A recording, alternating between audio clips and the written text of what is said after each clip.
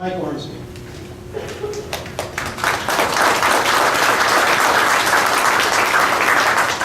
got a bunch of notes, but I'm not going to read them all. Okay. Oh, can you hear me now? As James said, I was one of Kirk's students at U of T. So the first recollection I have to share with you about Kirk is the first time we went to Canoe. We did an outdoor project the second fall. I don't know if everybody knows where Canoe is, but up on 35 there, right along. And he meets us in Falls Lake, stops the bus and pulls us off 2x2, hands us a compass and a bearing. Says, everybody know how to use a compass? Some of us did, some of us didn't, so he made sure we did. He said, now find it. I don't think we lost too many, but anyway. The second recollection I have of Kirk is from U of T. Kirk was, he was a legend at U of T. He was, I heard somebody mention 8 feet tall. All I remember is that bear grip paw is when he shook your hand, and it's kind of like, hey, have I got all my fingers back? But he was always welcoming. He had an open door policy. If you had a problem, Kirk was usually who you searched out. I probably had more problems than most because I was there so much. But Kirk did have a way of getting us involved. Kirk would say things like, ever thought of, building a log house? Yeah.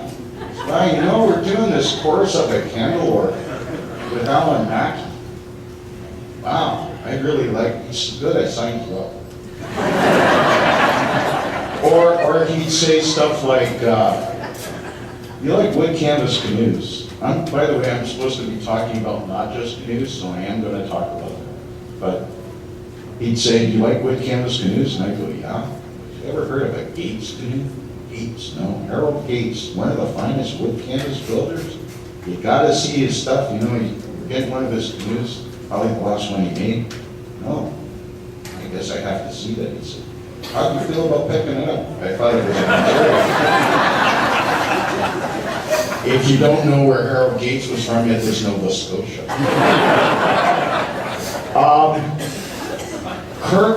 Kirk was more than just about canoes. We all know about his involvement in the camping movement, Rural Life Society, Edinburgh. I mean, all of that's been listed, and I won't go over that. Maybe somebody else will, but I won't. But what I do remember about Kirk is that he made you believe in yourself. I got hired by Kirk as a staff member of Canoe. I showed up with a paddle under my arm, life jacket, sleeping bag, and a bunch of clothes. And I got there, and there was people like Wendy Prater, Fred Loosemore, George Anderson, Terry Thomas, that sort of group. And they kind of looked at me and went, what are we going to do with you? And I said, well, I can paddle. Okay, I had a goon stroke, not a J stroke. That's how bad I was. But Kirk had always taught me to kind of, stick with it and take advantage of the opportunity. And I did. And I'm glad of that. Kirk talked to us about how important the wilderness was. And that was important. Preservation of the wilderness. He was also the reason that I chose to go into the field of outdoor education. He was able to direct me in that direction to a program at Queen's. The last few years, I hadn't really seen him. I bump into him now and then at different conferences, hear about him. And my dad passed away in September of 2009, and I guess when that happened, you kind of start to reflect on things. And I decided it was time that I look up Kirk, and I did. And I'd heard all sorts of things about, he's slowing down and everything, right? So I brought him a couple of walking sticks that my dad had made. And we met up at the house in Keene, and sat down for a few seconds, and I do mean a few seconds, because with that, Kirk is up and he's gone, going from room to room, sharing about all the different things. And I mean, an able-bodied person was hard-pressed to keep up with him. But Kirk was like that. He was in front of many of us. He led the way for many of us. And I'd like to just share one quick thing, if I could. And that is, when I think of leadership, I think of a V of geese. And if you think of that V of geese, there's one goose that's always in the front, and it kind of breaks the wind current for the others that drafting in behind, and that allows them to kind of follow along easier. But if you watch that V of geese long enough, that lead goose will drop back and another one will take its place. So to me, a good leader is two things from that.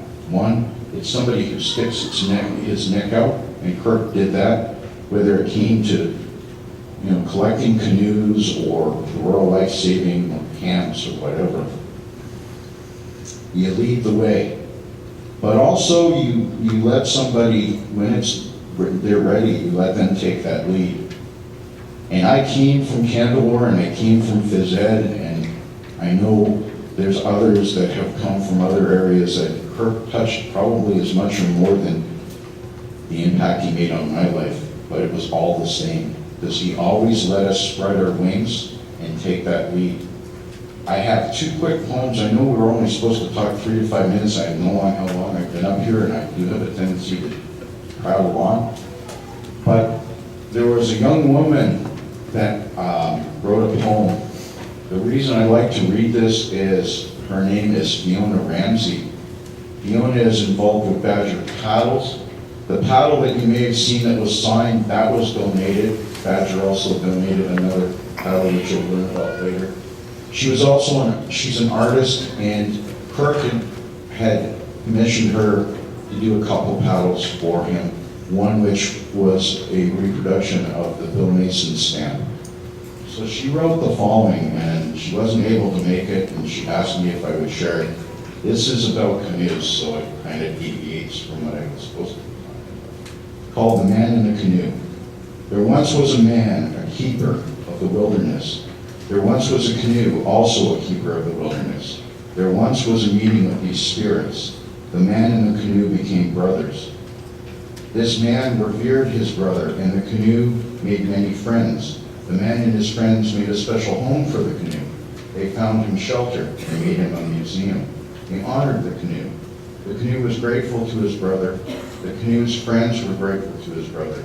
For without that man, who shared his view from the stern, the canoe would be lost, forgotten by the masses, and without the canoe by which we live, our heritage would be lost, our wilderness forgotten. Without the canoe, we could not be Canada. And without this man, we could not be who we are still today, Canadian canoeists. That was by Fiona Ramsey. I'm going to finish with my own poem, because it kind of sums up everything I wanted to say. I found a poem online called Requiem for a Paddle by a gentleman by the name of Peter Gilchrist. And I kind of reworked it, so this is what I do. Many times we have sat in the wood smoke of morning as the sun searched out our camp. We would have felt the touch of a creator. A creator conceived these special wild places. Places you shared and taught us about. You taught us to know, to care, and to act for the environment. About the 3 W's of woodsmanship: water, woods, and wilderness travel. You made us aware of the need for traveling gently on the land. You stood for the wilderness, for its conservation and its preservation, that we had to believe in the wilderness for the sake of the whole planet. So many times we would have talked without speaking, moved with a knowing, often without knowing at first, always learning by doing, always striving to do the best at what we can, and doing our very best with what we had, believing in wilderness but also in ourselves, largely because you made us realize we could and could never go wrong by doing so. You taught us to dream, never to be afraid to attempt the impossible, to inspire others as you inspired us. So now, whether it is in the stroke of our paddles or the footsteps over our portage, or the sound of the wind in the pines, or just the water on the rocks, taking the walk or hike through the woods, or maybe just simply sharing stories while sitting around a campfire. It might be in places of learning, even in corporate boardrooms or out beside a northern lake, in the meeting of former students, camp staff, colleagues, families, friends. Maybe at the Canoe Museum or up at Canoe. No matter where we may go in our quest for zest, you are with us every part of the way. I was part of the portage with this canoe, and I can tell you that Kirk was with us every step of the way. I want to thank Kirk for all he taught me and for you listening to his words. Big way.